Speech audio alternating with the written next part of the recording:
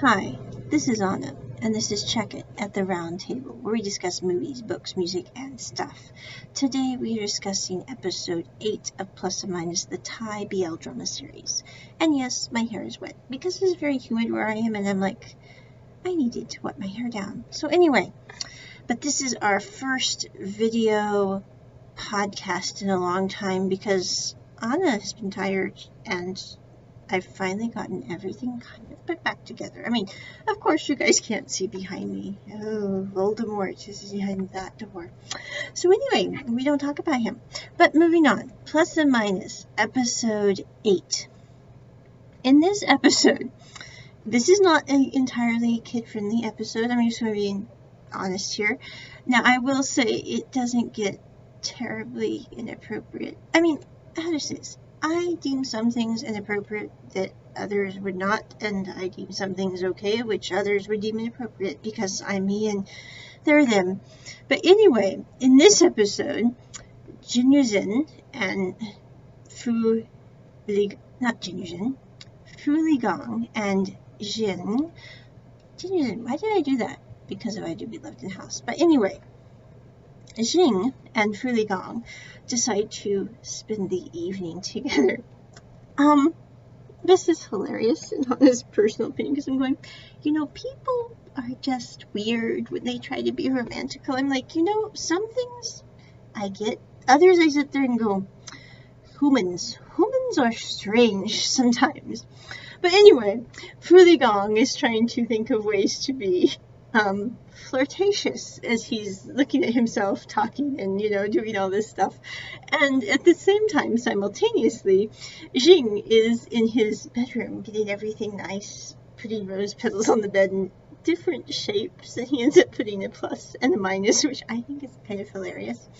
But anyway, at the end of the day, Fu Ligong is sitting there going, I suck at this. I am not going to be able to be flirtatious, because whenever I want to say something, it just goes poof. And Jing is sitting there going, oh, Fu will know I care about him so much because I put a plus and a minus on the bed in these rose petals.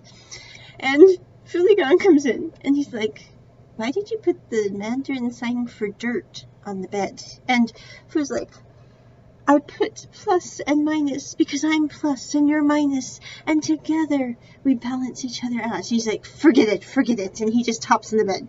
And Fu Ligong's like, okay, are you upset? And she's like, yes, I'm upset. And Fu Ligong goes, well, I guess we'll just go to sleep, have a nice night. And she was like, oh, I wasn't really thinking that was how this was going to play out, but okay. But anyway, that doesn't last too long. They end up kissing and then deciding just to sit there and snuggle, which I'm like, my kind of movie. Nobody really does anything.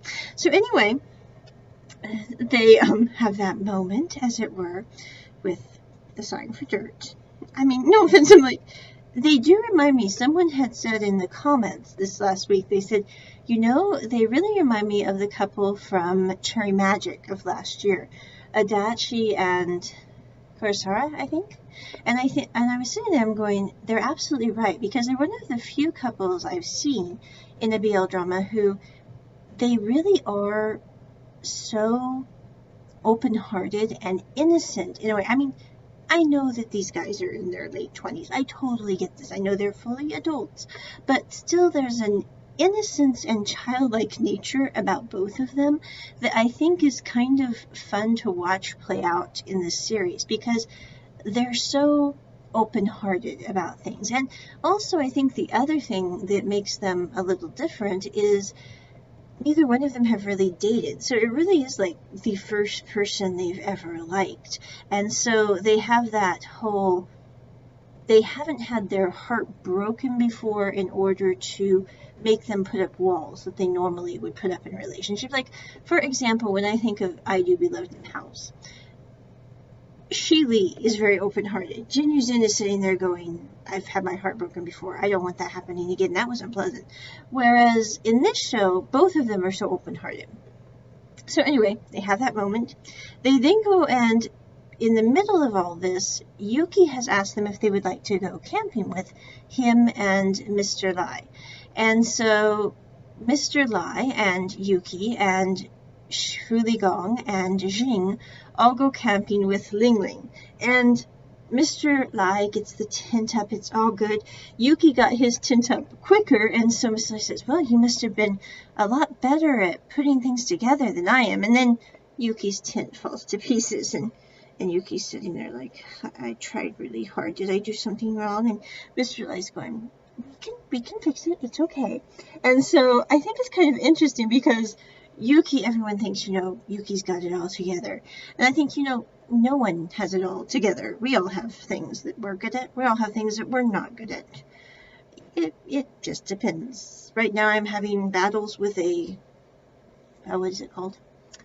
Playpen. I'm like, I am, I have done a lot of mechanical things. Why am I having trouble with this playpen? Although it would probably help if I read the instruction manual on the playpen, which I will do later today. But anyway, moving on. So they set up the tents. At the same time, Fu Ligong is trying to cook dinner. And he can't cook with a dink. He cannot cook rice. He cannot cook vegetable soup, corn chowder with seaweed. And so in the end, Jing says, you know what, Fu, let me handle the food. From now on, I will do the cooking because Fu Ligong really cannot cook. And he's like, okay, you handle the food. So Jing proves himself to be very capable in the kitchen. Outdoor kitchen, I should say. And he cooks up a fabulous meal that they all eat. They then spend the evening, Mr. Lai, Yuki, Fu Ligong, and Jing just kind of chatting because Ling Ling, even though she wanted to see the stars, she fell asleep. And so she went to bed and they're just visiting. Well, then Fu Ligong and Jing go to their tent to conk. And Mr. Lai is sitting there with Yuki. And he says, he says, aren't you going to go get your sleeping bag, Yuki? And Yuki's like, you know what? You and Ling Ling can take the tent. I will sleep in the car tonight. And Mr. Lai sits there. And, I don't know. I'm like, I really like how he quietly approaches things. And he takes off his glasses and he says, or you could sleep beside me and Ling Ling in the tent. What do you think about that, Yuki? And so Yuki's like, oh, that would be nicer than the car. So anyway, their relationship seems to be developing nicely. Now, by the end of the day, we also have a very strange situation where this woman comes into the law firm and she wants a divorce. And both Jing and Fu Ligong say, okay, why do you want divorce? Because in Taiwan, you have to have a reason, like your spouse abused you or had an affair or you had an argument. And she said, do I have to have a reason? I just don't love him anymore. And I have a pension, so I do not need his money. And our children are raised, so there's no need for me to stay in a relationship when I do not care for this person anymore. And so both Jing and Fu Ligong are kind of troubled by this whole situation because they cannot figure out why someone would fall out of love with another person for no apparent reason, meaning there hasn't been a break or an argument or something like that. But I think that for those of you who have read The Prophet by Khalil Gibran, there is a chapter in The Prophet all about this, or a section in The Prophet all about this, about a woman who everyone judged harshly because she ended up leaving her husband and going to live with this other guy. And at the end of the day, she said, my husband took care of all my needs that I had. He, paid for my food, my lodging, my clothes, everything. Because in that time period of the story in Khalil Gibran, women really couldn't go out and make their own living. And she said, but he didn't take time for me. He didn't see me as a person. He saw me as some kind of object to put on his mantle, as they say in Room with a View, the old one. I don't know about the new one. But anyway, so she said, that's why I left and went with the person who saw me, even though people are angry about it, even though people judge me. And, I had never read the Khalil Gibran until a couple years ago. And I was like, that explains a lot about why some people who don't really have any obvious reasons for breaking up. It's not like they have a big bombastic blowout, or they hate one another. It's just like one of them or both of them quit seeing the other person. It reminds me of that scene in Runaway Bride when Richard Gere's character is sitting there with his ex-wife, and he said, what happened to us? Why did we break up? It's been so long, I really can't remember. And he says, did I do that thing? Did I just not see you anymore? And his ex-wife sits there and goes, yeah, that was it. You quit seeing me, and that's why our relationship didn't work anymore. Because, you know, if one person quits seeing the other person as a person, then there's going to be personal problems. So anyway, moving on though. But this really troubles Fu Ligong and Jing, because they're sitting there going, what about if something like this happens with us? I think is what both of them are thinking, because it is a troubling thought to think that you could care about someone like crazy, and then as the years pass, as things become more mundane, as they say, you quit seeing them. And I think, you know, it's always good to sit there and go, am I seeing people? Do they matter to me the way that they need to? And am I showing that to others? And I think that's kind of what Fu Ligong and Jing are thinking here in this episode, which is interesting. And at the very end of this episode, the other thing that I think is kind of funny is we have, if you wait till the credits are done, we have what they call, I don't know why, they always call these really weird names, but they say sweet moments between the couple, basically. I'm like, I would never call it that, but okay, if that's what you want to call it, good for you. But anyway, we have Fu Ligong and Jing sitting there watching that really, no offense to anyone if it's an actual show, but stupid TV series about the guy who is after the other guy who looks like him. And they're watching it, and Fu Ligong is on the couch, just kind of studying like a cat. And Jing is on the couch, watching the movie, really engrossed, eating popcorn. And they're sitting there, and Jing says, see, I told you it was for the earth. That symbol was the earth in Mandarin.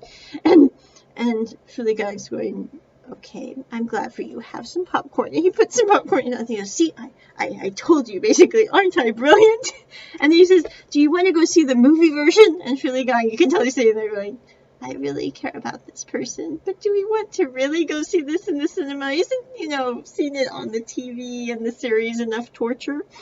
And so they're sitting there basically playing and laughing and chatting together as they're watching this movie. And I think that's one of my favorite scenes in the whole series so far is this one, because they really are so comfortable together as a couple. I mean, it's like they can just be themselves with one another because they've known each other for 26 years.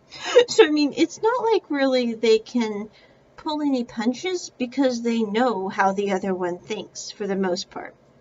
And that's what made this episode kind of one of my, it's not my favorite because I do wish that they maybe hadn't have been quite so romantical at the beginning. But I'm going, you know, they're trying to figure out their lives, and it's kind of funny to watch two people who really have never been in a relationship trying to figure out how to be in a relationship, and you're going, I really don't think it involves tigers on clothing. That's just honest personal opinion. So anyway, I'll figure out what I mean by that, because I'm trying to keep this kid friendly, but I'm like, it really has nothing to do with that, but good for you. So anyway, this episode I would give probably a 7 out of 10 because I would skip parts of it with the kiddies, but I really do like the end scene and also the camping scene, especially with Mr. Lai and Yuki and how they related to one another, and also with Fu Ligong and Jing, because there is a scene at the end of this episode as well where Jing pulls Fu Ligong out of the tent and says, come on, come see the stars. Let's go have a cuppa and look at the stars. And they're basically just sitting there on the camping chair, visiting and chatting and flopping next to one another like, I'm just here. And I really like it because Jing just kind of sits there and he literally flops himself into Fu Ligong's lap and puts Fu Ligong's arm around him like, I am here, I am happy, I am the clingy puppy, and I'm going to stay here. And Fu Ligong is just like, Yes, you're the clingy puppy, but you're my clingy puppy. So anyway, I really like the camaraderie as well as the innocence of the characters' relationships. And I think it's going to be interesting to see how this goes on. Of course, we all know episodes 10 and 11 are probably going to be dive bombs because we have to have conflict in a BL drama. I mean, what would it be if we didn't have conflict? I'm like, I'm really looking forward to the day when they make a drama where there's no impediment to the relationship, where everything just runs smoothly and you're sitting there going, what? Shock and awe. So anyway, but that is my review of Plus and Minus episode 8. Check it at the round table. Bye.